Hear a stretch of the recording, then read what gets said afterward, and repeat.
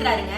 அவர் சொல்றாரு சங்கீதம் 29:11 கர்த்தர் நம்முடைய ஜனத்திற்கு பலன் கொடுக்கிறார். கர்த்தர் நம்முடைய ஜனத்திற்கு சமாதானம் அருளி அவர்களை ஆசீர்வதிக்கிறார். அவர் சொல்றாரு உனக்கு என் மேல நம்பிக்கை இருக்குல்ல, நான் உன்னை கைவிட மாட்டேன்னு உனக்கு தெரியும்லன்னு சொல்றாரு. நீங்க சொல்லலாம் அப்பா எனக்கு வலிக்குதுப்பா முள்ளுப்பான்றீங்க, என் கிருபை உனக்கு போதும் நீ பயப்படாதேன்னு சொல்றாரு. நீங்க சொல்றீங்க பிரச்சனை பயங்கரமா இருக்குப்பான்னு சொல்றீங்க, நான் உன் பக்கத்துல தான் இருக்கேன்னு சொல்றாங்க.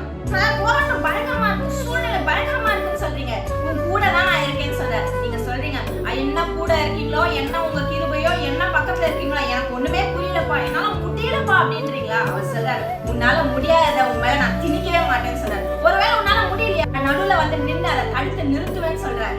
அவர் சொல்றாரு உன்னை நான் சாகடிச்சிட மாட்டேன், உன்னை எரிச்சு சாம்பலாக்க விட்டுற மாட்டேன், உன்னை அழிஞ்சு போக விட்டுற மாட்டேன். ஒருவேளை எல்லாமே அழிஞ்சு போயிட்டு சூழ்நிலை எல்லாம் சாம்பலா காணப்படலாம், உன் சாப்டர் க்ளோஸ்ன்ற மாதிரி காணப்பட்டாலும் சரி, கடைசி நிமிஷத்துல அற்புதத்தை உனக்காகவே நான் செய்வேன்.